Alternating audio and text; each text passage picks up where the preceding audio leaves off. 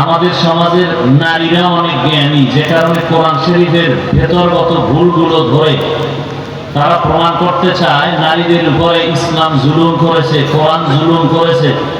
এই জ্ঞানের আলোকে তারা তাদের অধিকার বাস্তবায়নে কমিশন তৈরি করে এরপরে তাদের অধিকার রক্ষার জন্য বিভিন্ন আর্জি পেশ করতেছে, মিছিল মিটিং করতেছে। এরা দিনের জ্ঞান অর্জন করছে কিন্তু দিনের বুঝ পায় নাই। যদি দিনের বুঝ পেয়ে যায় তাহলে সেই লোকটা জেনারেল লাইনে থাকলেও দাড়িওয়ালা হয়ে যাবে। দিনের বুঝ যখন চলে আসবে তখন ডাক্তার হইয়াও নামাজ ছাড়বে না। দিনের বুঝ যখন হয়ে যাবে তখন ইঞ্জিনিয়ার হলেও দাড়ি কাটবে না। আর দিনের বুঝ যদি না পায় তাহলে ইসলামের বড় কিছু জ্ঞানী হলেও দাড়ি কাটবে না। দিনের বুঝ যখন পাবে না তখন হাজারো বয়ান শুনবে কিন্তু ঠিকমতো নামাজ পড়বে না, সুদ খাবে, ঘুষ খাবে। কারণ কি? দিনের জ্ঞান আছে কি নাই? বলেন না কেন, কি নাই? আকেলারা পেশা খামুশি বুয়াদ, পেশায় জাহিল ফরামুশি বুয়াদ, ইলমে রা'i জাজু করদন বেহিসাব, খলকে রাদাদন জবাবে বাসওয়াব। হেলিকপ্টার দেখতে গেছে, এর থেকে ডবল মানুষ দেখলাম সেখানে। পুরুষের চেয়ে মহিলা আরো বেশি।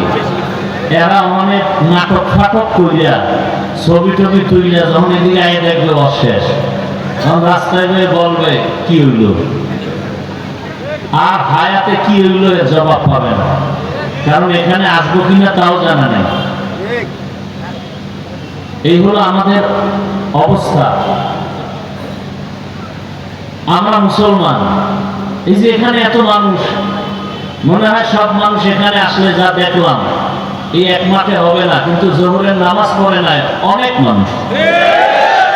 এই অশ্বিনী কি লাভ হবে বলেন তো?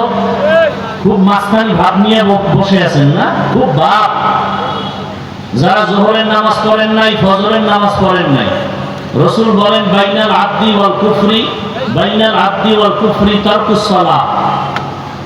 মুমিন আর বেঈমানের মধ্যে একমাত্র প্রাচীন নামাজ। বেঈমান নামাজ পড়ে না, মুমিন নামাজ ছাড়ে না। আমি কেমন মুমিন, কেমন মুসলমান যে ওয়াজে আসছেন 12টার থেকে অপেক্ষা করতেছেন, জোহরের নামাজ এখানে হয়েছে, নামাজ পড়লেন না, আপনি ওয়াজ শুনে কি হবে? আপনি তো আমার থেকে বয়ান আরো বেশি জানেন। আমাদের থেকে বেশি না জানলে আমাদের ভুল ধরেন কিভাবে? এরকম বেয়াদব আছে না নাই? আউযুবিল্লাহ পারে না, আলেমের ভুল ধরে। এই যারা আলেমের ভুল ধরে এরা সবগুলো বেয়াদব। এরা মা বাবার অভিশপ্ত সন্তান, একটাও মা বাবার ভালো সন্তান না। আল্লাহ হেদায়েত দান করুন। রহমতের নবী দুনিয়াতে আসলেন, কোন জায়গায় আসছেন জানা থাকলে বলেন তো? কোথায়? কোথায়? মক্কা নগরীতে। এমন এক সময় আসছেন যেই সময় মক্কার মানুষ পৃথিবীর নিকৃষ্ট চরিত্রহীন লম্পট। মক্কার মানুষের মতো চরিত্রহীন পৃথিবীতে কেউ ছিল না। সেই মানুষগুলোর কাছে আল্লাহ রাসূলকে পাঠাইলেন। পৃথিবীর শ্রেষ্ঠ অসুস্থ রোগীদের সামনে শ্রেষ্ঠ ডাক্তার হিসাবে আমার রাসূলকে আল্লাহ পাঠালেন রহমত করে। রাসূল আসলেন, রহমতের বাতাস শুরু হয়ে গেল। কেমন এক অবস্থা! নারী আর পুরুষ, যেই বাইতুল্লাহ দিয়ে তাকাইলে সওয়াব, যেই বাইতুল্লাহ এরিয়ায় বসে একবার আল্লাহ বললে 1,00,000 বার আল্লাহ বলার সওয়াব। যেই বাইতুল্লাহ দিয়ে শুধু তাকায় থাকলেই কি কথা বলেন? সেই বাইতুল্লাহ পাশে এই মানুষগুলো নারী আর পুরুষ উলঙ্গ হয়ে তওয়াফ করে। কতটা খারাপ! কোন পশু জবাই করলে রক্তগুলো দেওয়ালে মাকে বাইতুল্লাহ। এবং কন্যা নারী এদের পছন্দ করে না মক্কার প্রতিটি মানুষ। কারো ঘরে মেয়ে জন্ম হলে লজ্জায় মুখ ঢেকে রাখে বাবা, সমাজে মুখ উঁচু করে না। ঠিক সেই সময় রহমতের নবী এসে কিয়ামত পর্যন্ত নারীদের সম্মান বজায় রাখার পদ্ধতি আর নীতিমালা তৈরি করে দিলেন। এমন নীতিমালা কিয়ামত পর্যন্ত পৃথিবীর কোন ধর্মে এই নীতিমালা প্রণয়ন করতে পারে নাই। ইসলামের নবী যে নীতিমালা দিয়েছেন, এই নীতিমালা মানলে নারীর সম্মান, না মানলে নারীর অপমান। এই কথা যারা বুঝে না, ওই যে বললাম বুঝ নাই, এরা বলে নারীর ইসলাম সম্মান দেয়নি। যারা বলে ইসলাম নারীর সম্মান অধিকার দেয়নি, এরা এই যুগের চরিত্রহীন লম্পট। এদের মতো চরিত্রহীন লম্পট পৃথিবীরা কোথাও থাকতে পারে না। মক্কার মানুষ মহিলা পছন্দ করে না, নারীদের পছন্দ করে না, কন্যা পছন্দ করে না। অথচ রহমতের নবী কেমন নবী, যে নবীকে দেখলেই জাহান্নামের আগুন হারাম, যে নবীকে দেখার জন্য জঙ্গলের প্রাণীরা পাগল হয়ে আছে। কেমন মায়ার নবী, রহমতের নবী আমার। যেই রহমতের নবী জমিনে আসলেন, যার কোনো তুলনা নাই, এমন একজন নবী। সর্বসাইডে নবী শ্রেষ্ঠ, মেধার বেলায়, জ্ঞানের বেলায়, ইলমের বেলায়, চেহারা, গঠন প্রণালী, শারীরিক শক্তি, জৈবিক শক্তি, যার কোনো তুলনা নাই। এমন এক রহমতের নবী। যখন তার বয়স 25 বছর, তখন তার যৌবনটা কেমন। এক তো শ্রেষ্ঠ নবী, আবার 25 বছরের বয়স। সেই সময় আল্লাহ পাকের আইন হয়ে গেল, নবী বিবাহ করবেন। কুমারী কোন নারী আসলো না, ভরা যৌবনে নবী এমন একজন নারীকে বিবাহ করেছেন। দুইজন স্বামী বিদায়ের পরে তৃতীয় স্বামী হিসাবে রহমতের নবীকে চয়ন করেছেন। দুইজন স্বামী অতিবাহিত কর্নেওয়ালা একজন নারী, নাম কি? খাদিজা রাদিয়াল্লাহু তাআলা আনহা। দুইয়ের অধিকটা সন্তান, আবার বয়সটাও তো অনেক উপরে। রহমতের নবীর বয়স 25, আম্মা জান খাদিজা রাদিয়াল্লাহু আনহার বয়স হলো 40। সারা দুনিয়ার মানুষকে জানায় দিলেন, এই চরিত্রহীন দুনিয়ার ধান্দাবাজার চান্দাবাজারা শুনে রাখ, ইসলাম ছাড়া নারীর অধিকার জমিনে কেউ দেয় নাই। ইমামুল আউয়ালিন ওয়াল আখিরিন বাহরে সাদকা রাহমাতাল লিল আলামিন সাইয়্যিদুল কাউনাইন খাতমুল মুরসালিন আখির আমদ বুদ ফখরুল আউয়ালিন। বিধবা নারীদের আরবের মানুষ পছন্দ করে না, সমাজের অবহেলিত হিসাবে ফেলে দেয়। কিন্তু রহমতের নবী জীবনের প্রথম ভরা যৌবনের ভেতরে কুমারী নারী না, দুইজন স্বামী বিদায়ের পরে তৃতীয় স্বামী হলেন রহমতের নবী। তাও নবীর বয়স 25, আম্মা জানের বয়স হলো 40। আবার ওদিকে দুই সন্তানের অধিক আম্মা জান নিলেন। নবী বিবাহ করিয়া দুনিয়ার মধ্যে নারীদের সম্মান চুরাকলেন। এবার আসেন নবীর জীবদ্দশায় একটা ছেলে আল্লাহ জিন্দা রাখেন নাই।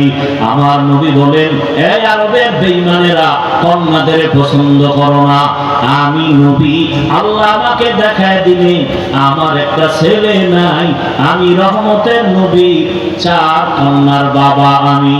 নবী বললেন, মেয়েদের যারা অপছন্দ করো, কন্যাদের অপছন্দ করো, আমি বিশ্ব নবী রহমতের নবী 4 কন্যার বাবা হয়ে বুঝায় গেলাম। যারা একটা কন্যা পাবি, আমি নবী ঘোষণা দিলাম তুমি একটা জান্নাতের মালিক হয়ে যাবে। যেই মা বাবা 2টা কন্যা সন্তান পাইবা, 2টা জান্নাতের মালিক। যেই মা বাবা 3টা কন্যা সন্তান পাইবা, 3টা জান্নাতের মালিক হয়ে যাইবা। রহমতের নবী আরবের বেঈমানেরা ঘুরে আর কয় মুহাম্মদের নির্বংশ জীবন, কারণ মুহাম্মদের ছেলে নাই, মরে গেলে বংশ রক্ষা করার কেউ নাই। কিন্তু আমার আল্লাহ আজও পর্যন্ত রহমতের নবীর সুনাম বজায় রাখছেন, ছেলে দিয়া না, কন্যার মাধ্যমে। ওলামায়ে কেরাম সব এক প্ল্যাটফর্মে আসতেছে। গতকাল ঢাকাতে আপনারা দেখেছেন সরমনের হযরত পীর সাহেব হুজুর দামাত বারাকাতুহুম, ইসলামী আন্দোলন, খেলাফত আন্দোলন, খেলাফত মজলিস, জামাত ইসলামী সব মাস্তানি যাই করেন, মাইর খাওয়ার ভয় থাকলে এখনো সুযোগ আছে, ওলামায়ে কেরামদের এক প্ল্যাটফর্মে আনার চেষ্টা করেন। যারা ফেসবুকে আলেমদের বিরুদ্ধে লেখালেখি করেন, আপনার রক্ত সমস্যা নাকি আল্লাহ ভালো জানেন, এদেরকে চিহ্নিত করেন। শুরুতে বলছি, আবারও বলে গেলাম, এরা মা বাবার ভালো সন্তান না। ওলামায়ে কেরাম এক না হওয়া পর্যন্ত জমিনে শান্তি আসবে না। আপনি মনে করেন না বাংলাদেশ বুঝি জান্নাত হয়ে গেছে। এই যে একটু আগে বললাম, নামাজ পড়েন না, দাড়ি রাখেন না, সুদের টাকায় ব্যবসা করেন, আপনি কিসের মুসলমান? এই মুসলমান তো আল্লাহর কাছে কবুল হবে না। ফিলিস্তিনের থেকে আর কঠিন পরিণতি হবে এই জমিনে। বাংলাদেশ এটা গুনার বাইরে, টোকা দিলে হুঁশও থাকবে না। আপনাদের আমাদের ইমানের হালাত কি? টাকা দিলে শেষ। ইসলাম চায় সবাই, ভোটের আগের রাতে গোপনে চোরের মতো টাকা খাইয়া ইমান বিক্রি। এই ইমান দিয়া ইসলাম এত সোজা। তবে একটা কথা মনে রাখবেন, পারলে লিখে রাখবেন, সুদখোর, ঘুষখোর, বেনামাজি, রসুলের দুশমনের দ্বারা এই জমিনে কোনোদিন ইসলাম হবে না। অতএব কোন সুদখোর যদি, ঘুষখোর যদি বলেন ইসলাম চাই, ধোঁকাবাজ, মিথ্যা কথা।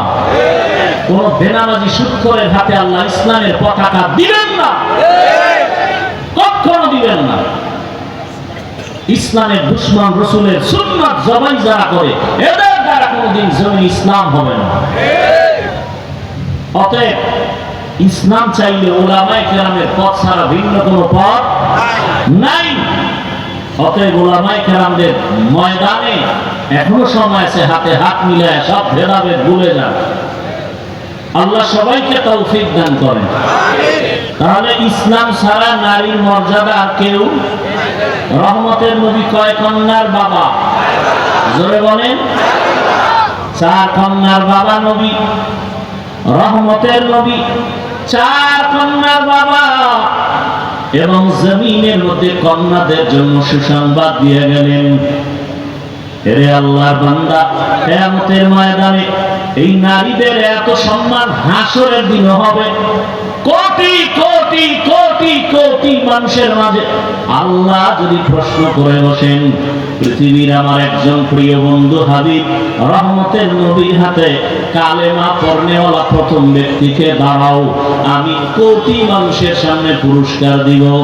আল্লাহ পাক যখন বলবেন, হাসরের ময়দানে একজন পুরুষও দাঁড়াতে পারবে না, একজন নারী, মহিষী নারী দাঁড়ায় বলবেন, হে আল্লাহ, তোমার হাবিবের হাতে প্রথম কালেমা পড়নেওয়ালা আমি একজন নারী, খাদিজা, রাসূলের স্ত্রী।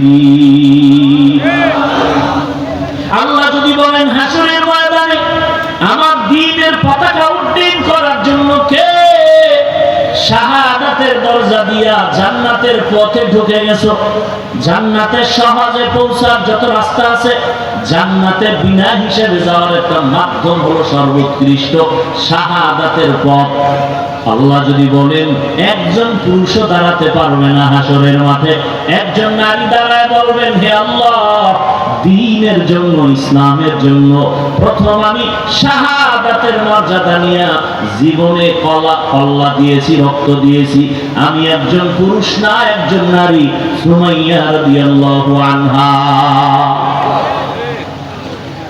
এইভাবে নারীর অধিকারের বয়ান সারা দিন করলেও শেষ করা যাবে না। এজন্য এক কথায় বলে দিলাম, যারা বলে ইসলাম নারীর অধিকার দেয়নি, এরা চরিত্রহীন লম্পট।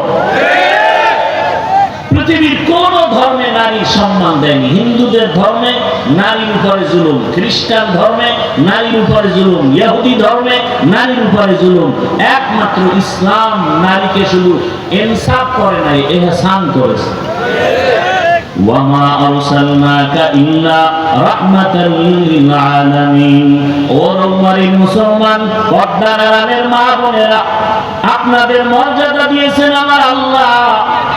আর আপনাদের এত মর্যাদা, জমিনের মধ্যে আপনাদের কারণে সব নবী আছেন, আপনাদের কারণে ভালো ভালো সন্তান আছে, হাফেজে কোরআনের মা আপনারা, আলেমের মা, নবীদের মা, সাহাবায়ে কেরামদের মা। এখন তওবা করে নেন, আল্লাহর মুহাব্বত নিয়ে নিজের মর্যাদা ধরে রেখে যদি কবরে যান, আপনারা মরিয়াও অমর হয়ে যাবেন। যারা চরিত্রবান হইয়া জমিন থেকে বিদায় নিয়েছেন, তাদের নাম মানুষ সুনামের সাথে স্মরণ করে। ও আমার যুবক বাবারা, বৃদ্ধ বাবাজিরা, জীবনে তো তামাশা কম করলেন না যৌবনের কারণে। আজকে থেকে তওবা করেন, আর নামাজ ছাড়বেন না, বেপরদায় চলবেন না, মা বাবাকে কষ্ট দিবেন না। জাহান্নামের ভয় আল্লাহর মহব্বতে, আল্লাহর ওলিদের পরামর্শ নিয়া, আল্লাহর মহব্বত নিয়া 5 বেলা নামাজ পড়বেন। স্কুলে পড়েন, কলেজে পড়েন, চাকরি করেন, ব্যবসা করেন, বাধা নাই, তবে অনুরোধ আল্লাহর মহব্বত নিয়ে চলবেন। আপনার মতো জেনারেল লাইনে বহু আল্লাহর বান্দা 5 ওয়াক্ত নামাজি, স্কুলে কলেজে পড়িয়াও নামাজ পড়ে নাই, আছে? আর কোনো ওয়াজের দরকার নাই। স্কুলে পড়ুয়া যদি নামাজ পড়ে, বিবেক দিছে আল্লাহ মানুষকে, বলেন আপনি পারেন না কেন? আপনার কপাল পুড়ে গেছে। আপনার মতো যুবক, RAB, army, police, BDR, doctor, professor, engineer 5 ওয়াক্ত নামাজে আছে না নাই? আপনি কেন পারবেন না? এখন থেকে তওবা করে নেন, আর নামাজ ছাড়বেন না। মনের বুঝাইয়া তওবা করেন। আল্লাহর কোরআন সত্য, রাসূলের কথা সত্য, একটা কথাও মিথ্যা নাই।